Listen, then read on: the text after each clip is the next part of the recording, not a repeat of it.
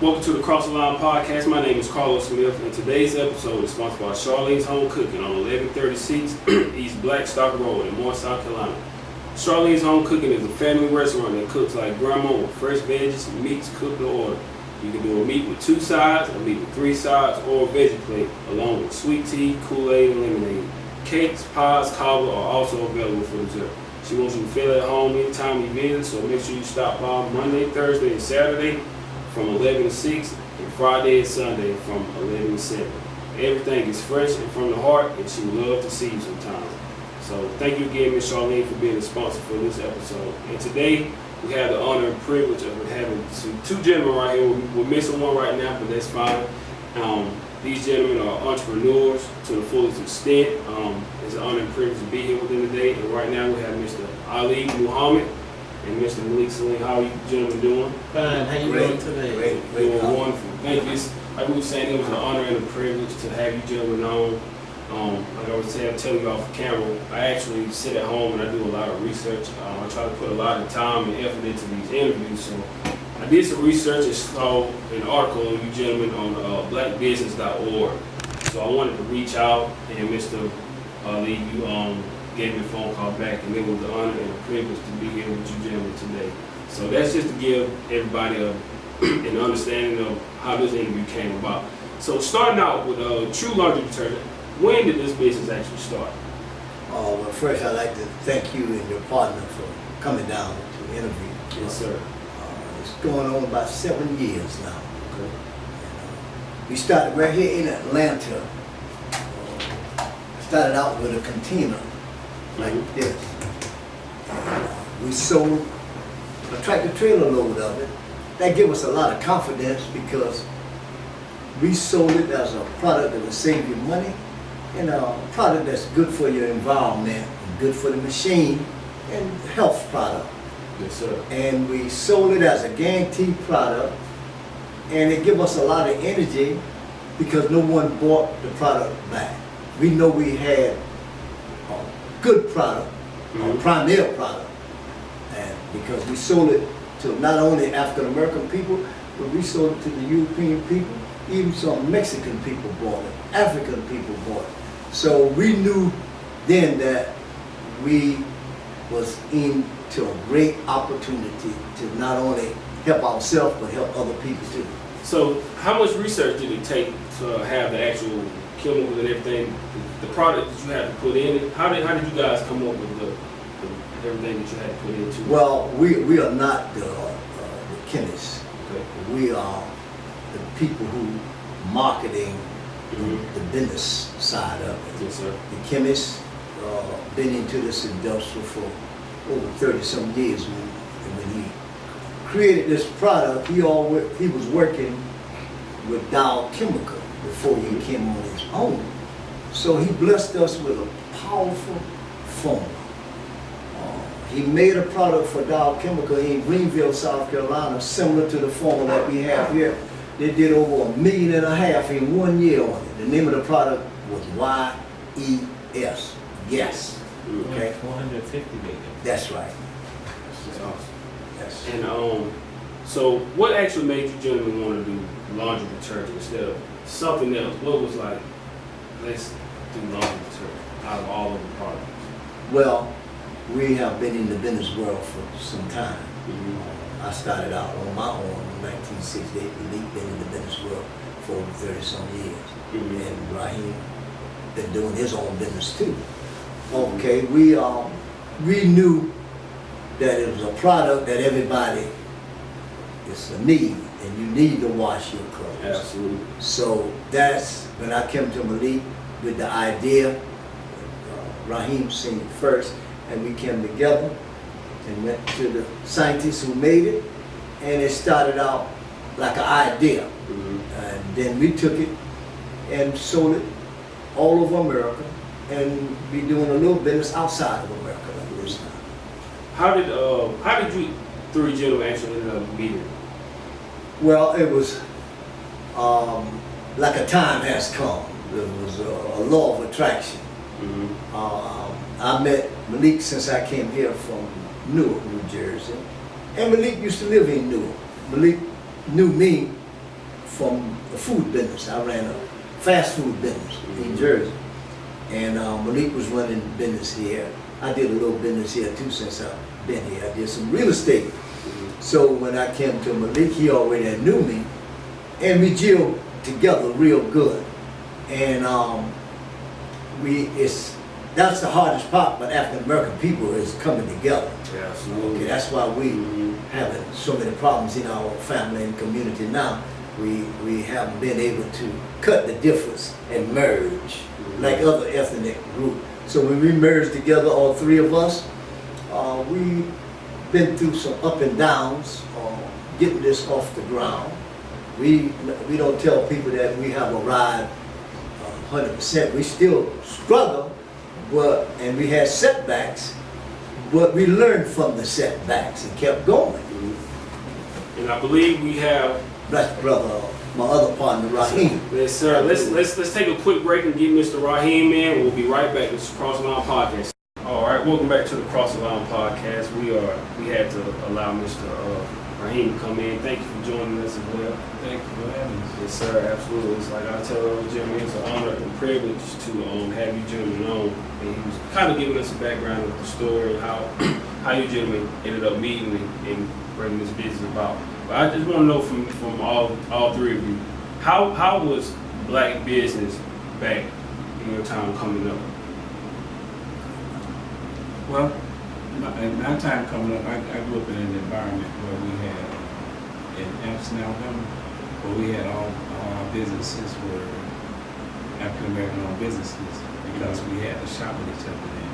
We couldn't go on the other side of town and shop. We had to shop with each other. So to me, it was better for us then than it is now because we spent our money with other people before we spent it with ourselves. Yes, sir. So Raheem, and I mean, it's like, would you want to add anything to it? How was it for you growing up? Growing up for me, there was a store in our neighborhood. One was European owned and one was African American owned.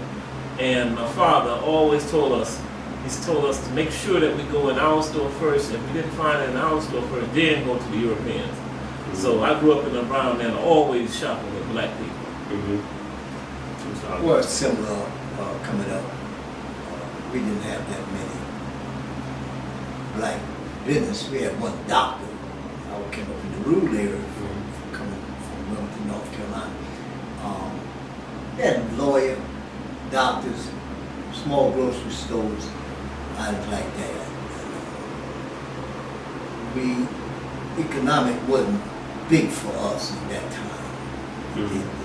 Most of our money was spent with the European people. I was telling you earlier, I saw Killer Mike, love Killer Mike.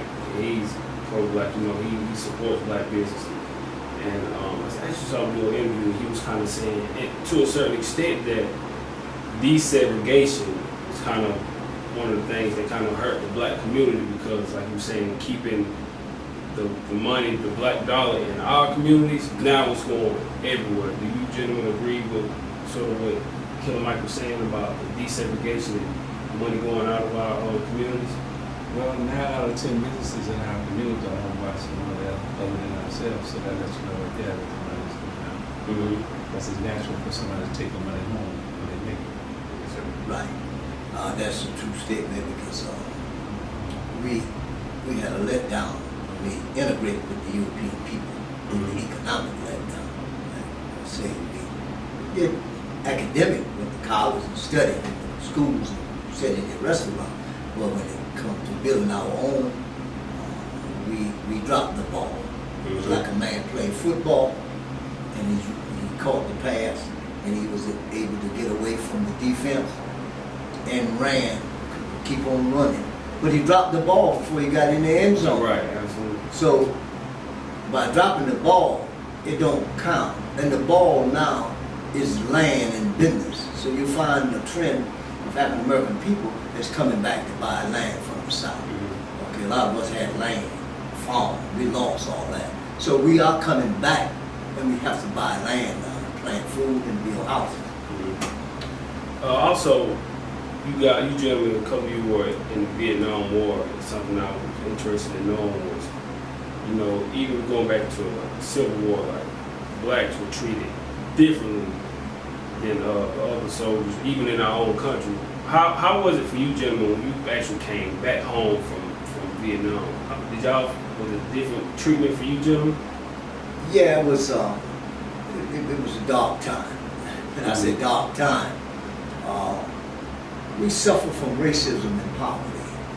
Okay, and we still do, but we had racism in the jungles of Vietnam. And that's a bad feeling. You're fighting for your country, but really it was fighting to stay alive. And some of us had to hate the Europeans, and we fought against them in the jungles of Vietnam.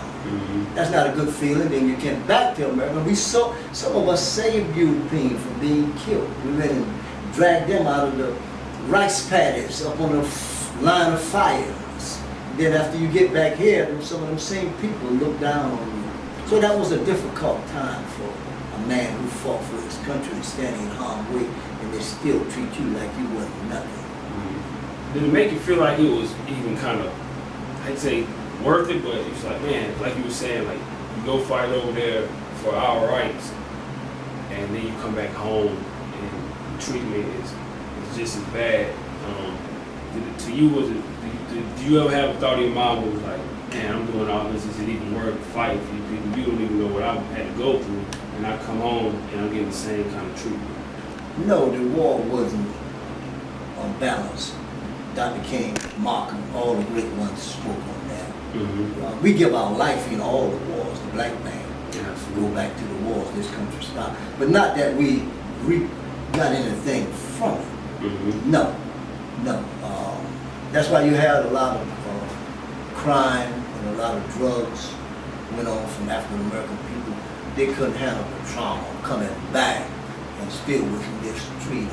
Even when Muhammad Ali won the Olympic and got the gold, he couldn't eat in the restaurant right in downtown Louisville. He took the medal off his neck and threw it in the water. So we've been through difficult times. That was hell, but we had to study and understand what hellfire meant. Hellfire meant that you've been purified. You don't take a dark time, all of us. You don't have to go to Vietnam and was up under the hellfire of the European man with the KKK, with all the racism and the hate and the trauma. So we took it and learned from it, and not to let that destroy us. And then one thing we did learn, that the Creator was with us all the time to make it from a place like that. So then when we come back here, we already knew too, the Creator's with us. Ain't too many people gonna stop us. So that's why we kept moving. Yes, sir. And didn't punch a clock for no one. Absolutely. Couldn't see myself giving up my time and my energy. Yes, sir. And that's something we talk about all the time, you know, trying to be in control of our time and ownership. How do you gentlemen view ownership? Because you just spoke on it like you wanted to be in control of your time. Do you feel like we should push entrepreneurship more, or what made you gentlemen not realize, what was it that made you realize that we're not going to punch a clock, we just want to be our independent and create our own and be our own bosses? Well, I have to say when I had my vision was, I had a different vision. When I came out of school, I was going to get a briefcase and work on Wall Street. That's all. That's what I wanted to do. But the reality set in, it didn't happen. So then I said, okay, well, I can't work where I want to work, so now I got to create something for myself. So I actually worked one job since I've been out of school. And I decided that I could do it on my own, so I decided to be an entrepreneur. So after a lot of little odd jobs, I decided that I want to do this myself. And it takes a lot of courage to be an entrepreneur, because it's not a guaranteed paycheck every week. You can work a job, you do the 40 hours, 30 hours, they're going to have a check for you on Friday or Monday. But when you go out there on your own, you get it yourself. Absolutely. But also give you, once you make your first sale, you never stop. Yes, sir. Well, for me, my father was in business for himself, and that was an influence on me. And then coming into 6 jobs in my life. And most of those was when I was a teenager. I probably had 2 when I was an adult. And I ran a business for myself. Like what they were saying, it's something that you have to have the courage to, you have to have the courage to do it. You have to feel like if a bird can fly out every day and come back and feed the small birds, then as a human being, you have the power to do the same thing and more. So you have to look at it like that. And then you ask the question, should we push entrepreneurship more? And I said we should, because if 9 out of 10 businesses in our community are owned by someone else, then we have to get into ownership of business to make that change. And then they hire their own people. When you go in the store and you see that the owner gonna have somebody to look like them. So it's gonna help us with employment and everything else that we need. And then it's gonna keep that money circulating in our community. Do you gentlemen feel like back in the day that you gentlemen, as opposed to the day that you stuck together more today because it was like y'all were all you had, as opposed to the day that you felt like you stuck, our community stuck more together back then as opposed to now? Well, in my environment, we all been conditioned from our family life. In coming up, my granddaddy and the older men, they stood together in my time. Okay, even the KKK didn't come in my area because they were fighting. Yes, sir. They didn't mind dying. Back then, I saw this, and I knew. I seen other brothers I knew from other areas that the KKK would come in there in the daytime and drag a man out and beat him down. Then they come in the little area that I grew up in. And they was farmers, and they built their own home. And if a brother had a bad crop, they all would help support one another in the time I came up. Wasn't no doctor there, so every time a baby was born, my great-grandmother was the one who delivered the baby. And my grandmother on my mom's side, she was the doctor. We took herbs. Couldn't run to the doctor if you broke your toe or something like that. They took care of that, unless it was close to death. So I saw unity in my family, and I saw strength.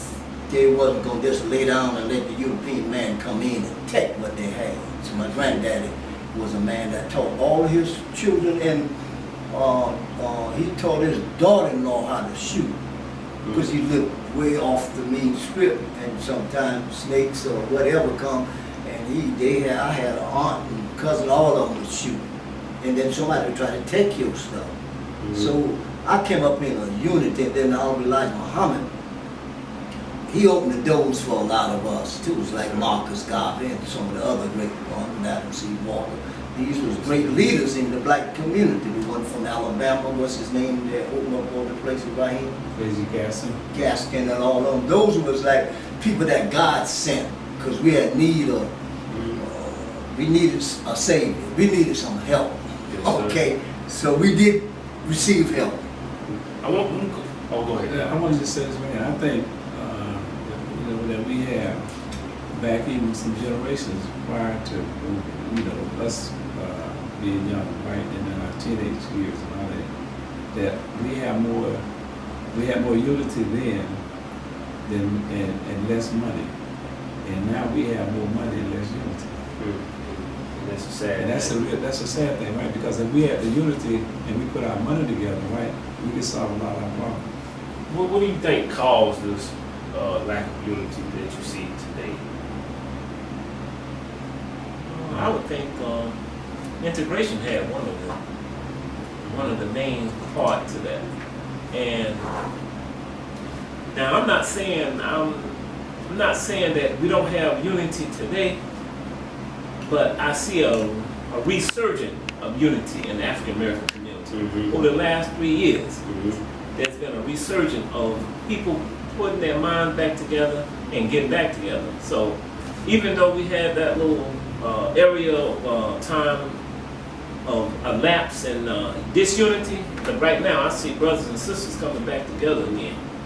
So I don't see nothing but great time for the African American community, sir. Yeah, and I think the politics that's going on now is more helping us than it's hurting us.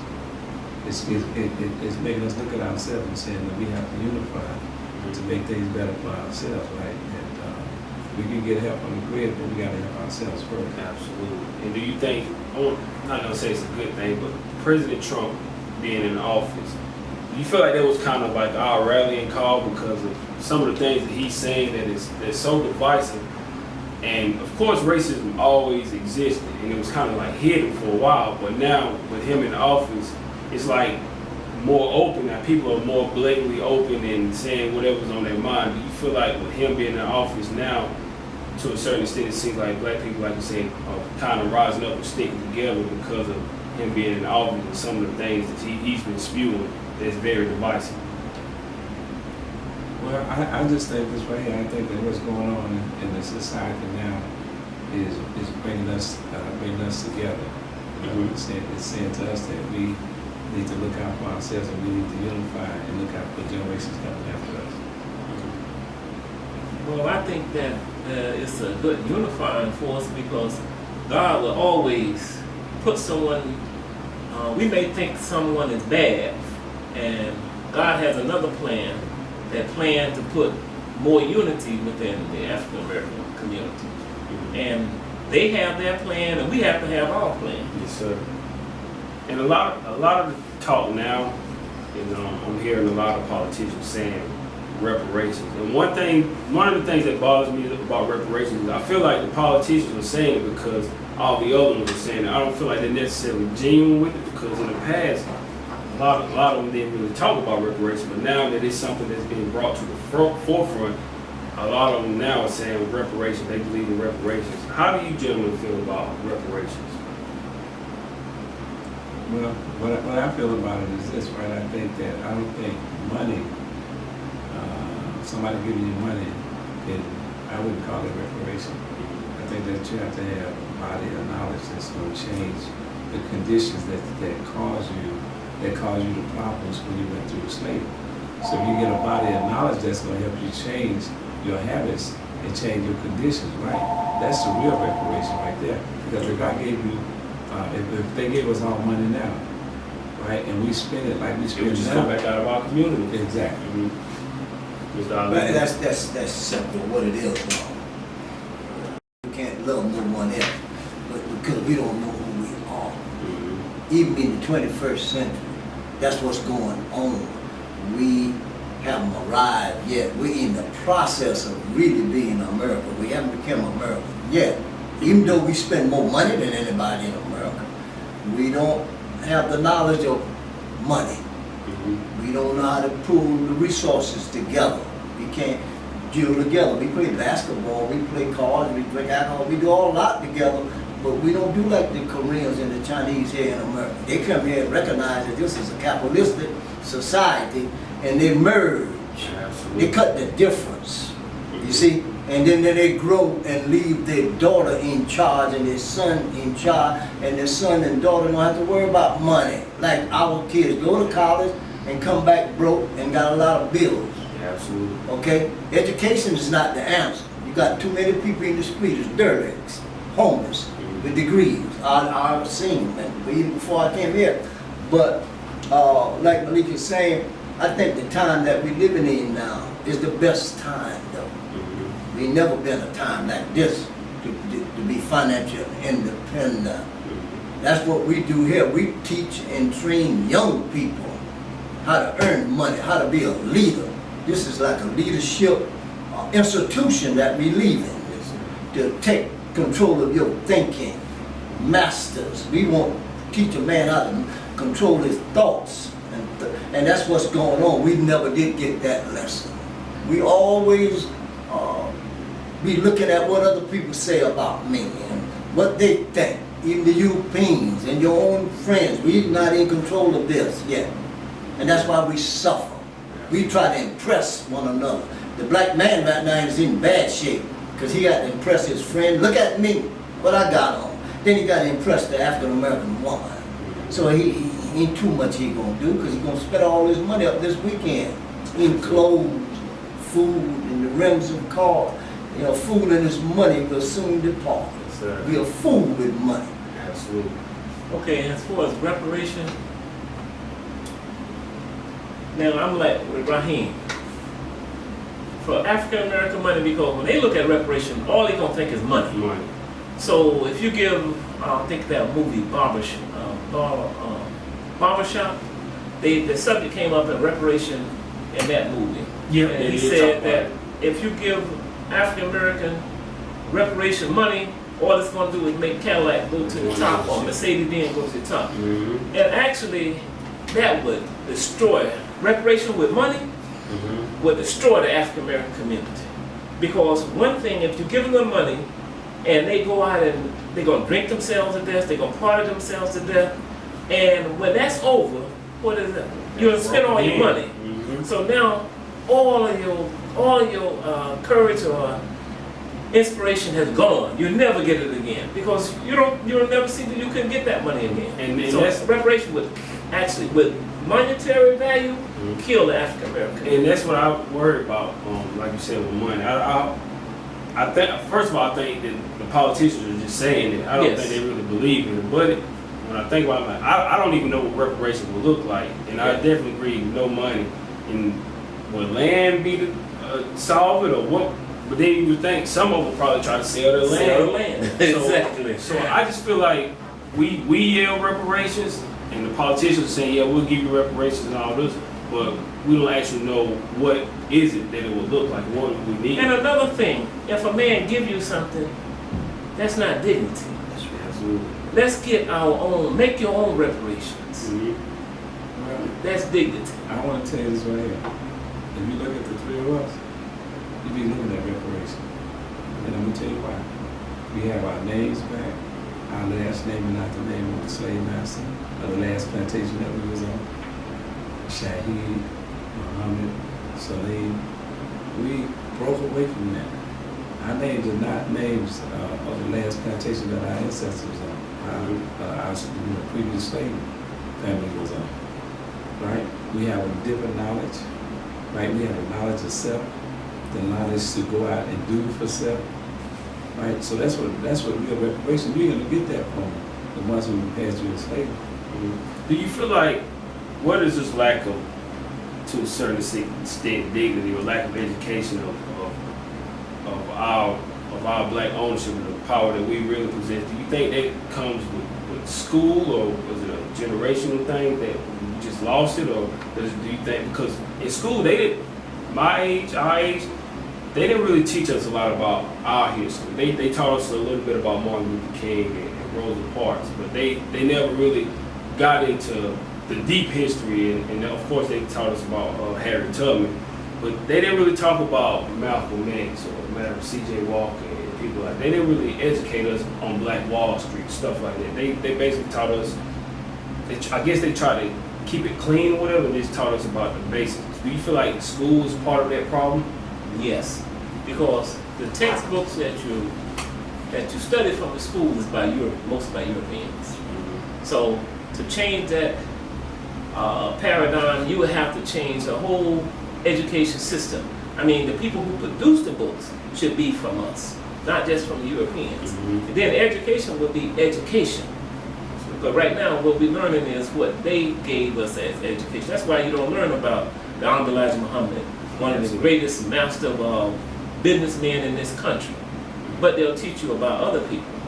Absolutely. Yes. And they'll teach us about Christopher Columbus, anybody. And I worry about as time goes on, well, our people eventually, since they're not teaching us and educating us, if we don't educate ourselves, it's like our history will be wiped away. Like we won't remember to a certain extent. Is that something you generally think that'll happen if we don't educate ourselves? Something like that'll happen?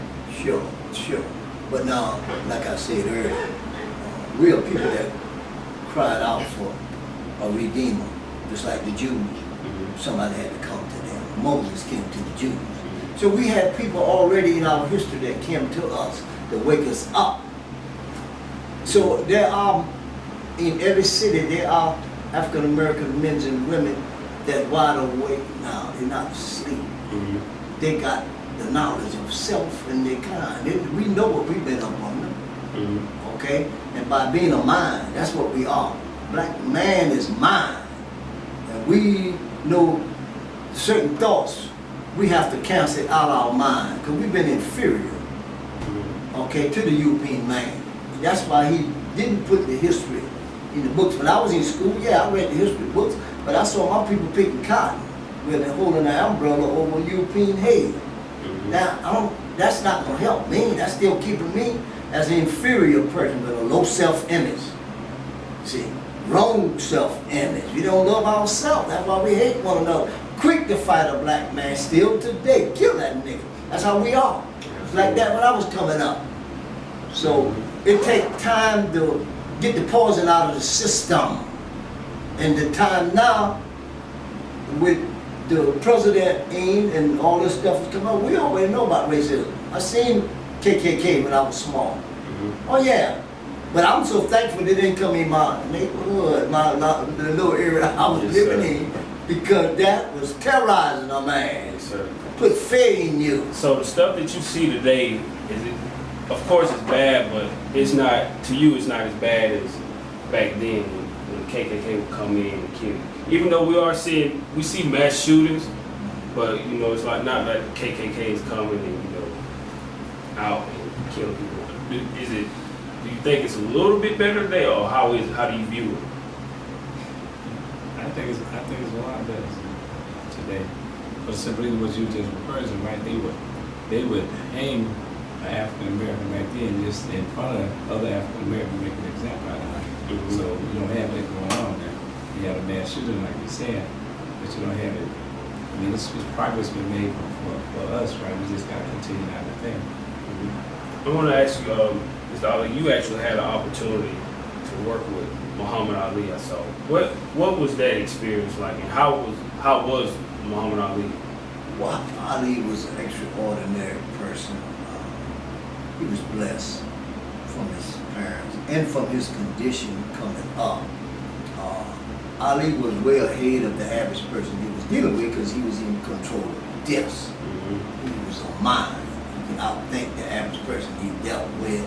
And he was blessed too that he knew that God was backing him. Okay? It's like when you look in the mirror, you see your face, but when you are conscious, you know that you got a energy that with you, a power that with you, that you one with that power that controls this whole universe. Ali had that knowledge when he was young.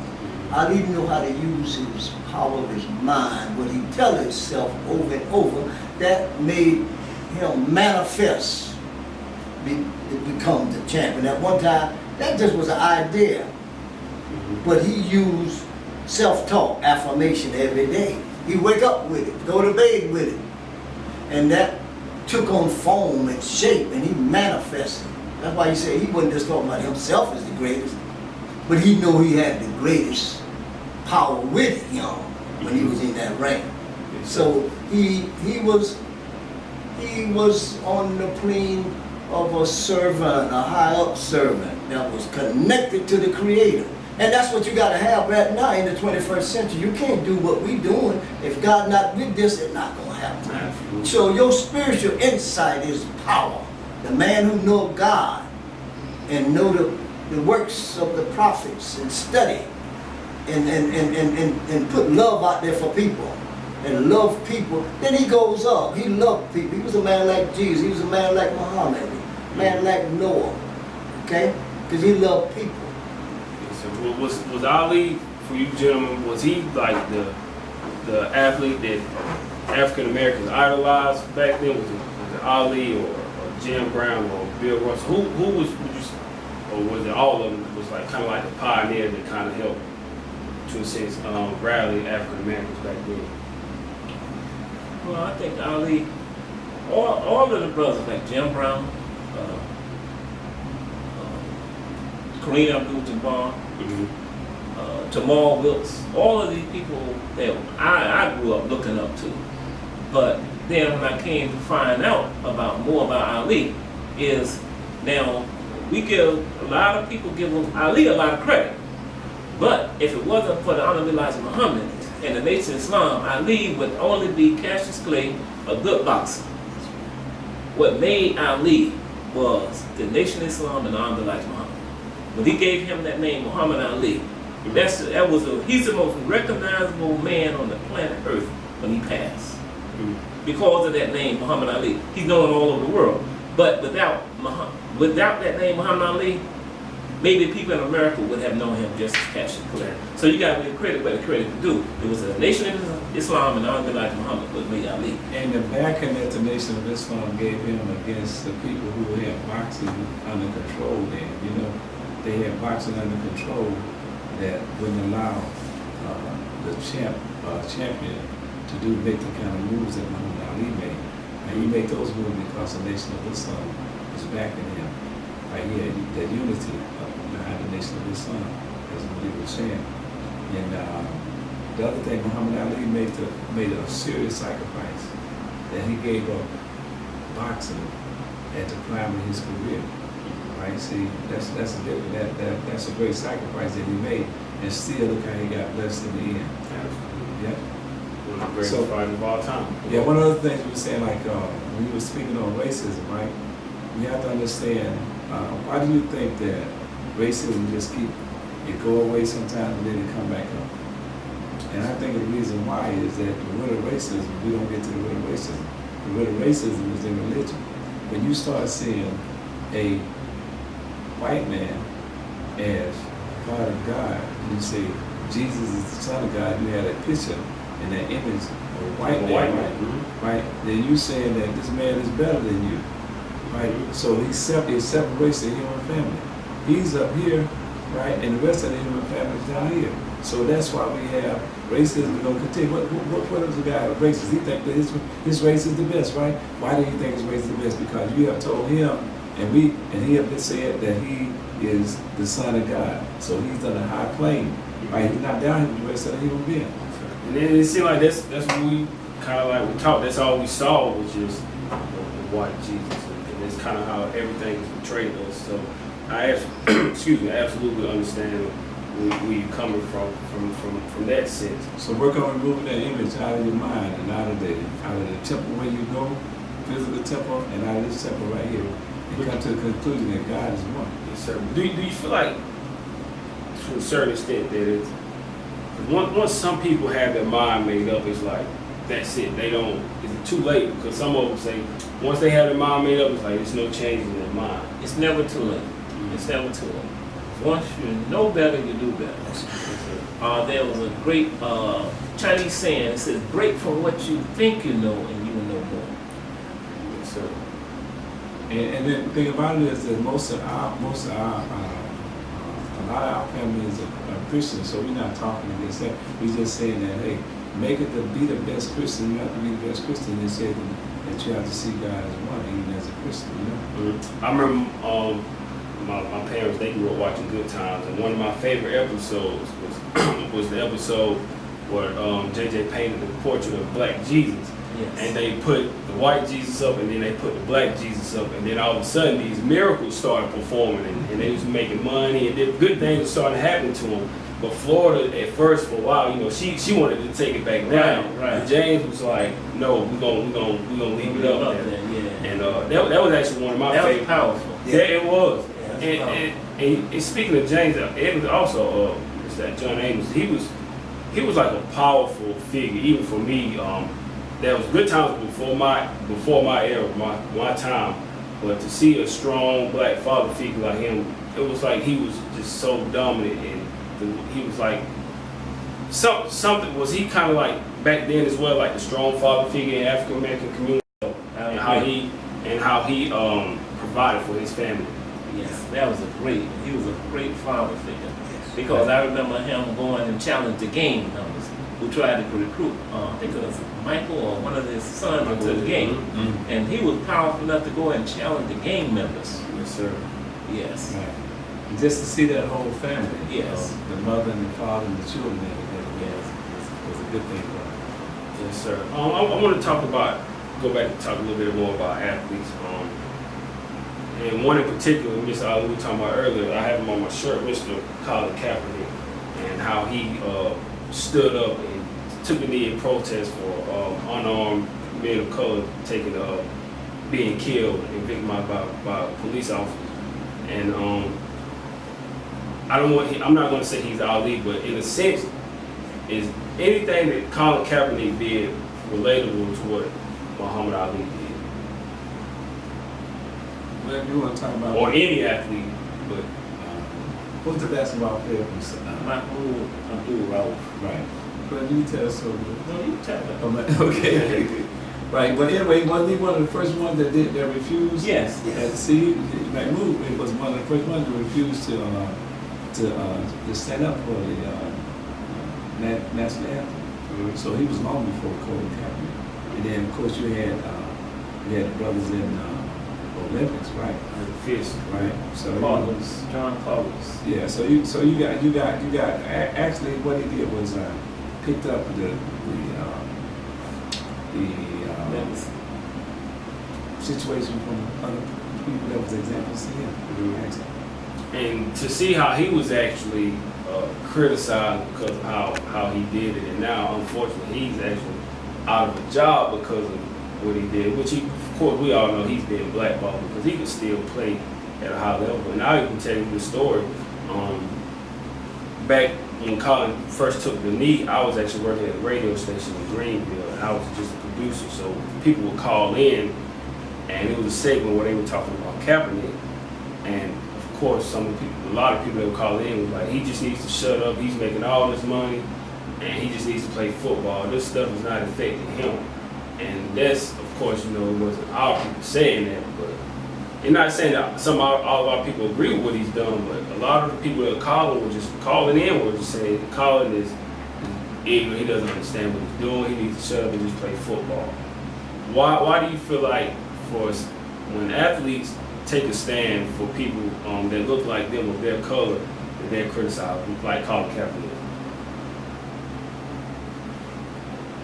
Well, it still goes back to the image that we have of ourselves and the image of Lord that you see every day. And they put themselves up as the Jesus, the Lord, the judge, you see, over us. And they are not going to let us just come in and take over what they produce, even though they brought us over here to be servants and slaves for them. So they condition their children that. That's why we have a lot of hate and killing, because you teach hate or you can teach love. Okay? Now if my mama would have taught me hate, then a person that just hate. She didn't teach us that. So you do that that seed planted in a lot of people's mind. Now not all European people taught hate. That's the problem we have. You have to condition your people. It's one family here. We all belong to the Creator. I don't care what color. It ain't got nothing to do with color. Your blood is the same thing as the European blood. It's just that being here in America, we the only people in this world say white man. They don't say white man in Thailand. They don't say the white man when I was in Vietnam. They say the Western man, Caucasian man, okay, European man. So that's why we condition to know that white is right. And you got to, that's where it comes from. That's the biggest drug that's going on when you're sitting up into a church and looking at Jesus with all his disciples, European look. That make you feel inferior. You're not part of that. Okay. I'd like to make a comment on that. Now, for me, when he did, a man has to be respected as a man. Now, this country say freedom of speech. So either you're going to be freedom of speech and be it all the way, or you're a hypocrite. And you say, okay, well, if he wanted to, that's his stand, then the people should respect him as a stand. If he did not want to stand up, kneel and stand up, still respect the man. But if he took a kneel and say, look, I'm kneeling because of this, then respect the human being for his intelligence. And as gentlemen that served and fought for our country, you didn't have an issue with what Colin Kaepernick did. No, I don't have an issue with what he did, because he did it out of what he thought was right. And that's his free speech to do that. And you had a 5-star general said the same thing. He said he never thought he would do it right, but he said that was his right. That was his right. And I believe it was, I think it was Nate Boyer, the gentleman he asked when he was standing, he talked to him about it and he told him, kneel be as a sign of respect. So that's when Colin Kaepernick went from sitting on the sideline to taking a knee as a sign of respect. And there was Nate Boyer that he actually talked to about it. So that's when he began to take a knee. And still, people still criticize him, saying that he was disrespecting the flag. And that was the issue. A lot of people were hijacking it. And this is what it's for, the names on the shirt. But people were saying he's disrespecting the flag, but they weren't understanding the message behind why he did it. As Europeans, they'll burn the flag. Not just black people, but Europeans will burn the flag. They burn the Quran, they burn the Bible. But that's their choice. They have a choice. If a man want to get out and burn the Quran, okay, you can't burn the word of God. You just bought a book and burned it. Burn some paper. Burn some paper. Because it's not going anywhere. So just like the flag, don't get all upset because somebody burned a flag. It's not that important. Yeah, There's more things that are important than that. Okay, let's just deal with the national anthem. The national anthem is a song that was written by a vicious slave master. And if you ever want to read the third verse of it, They went back and remodified. They went. right, and the original third verse of it, right, they don't even sing the third verse because it talks about how you want to treat a slave. But people don't like to talk about that. They don't want to talk about that. They want to talk about the truth. Right. Exactly.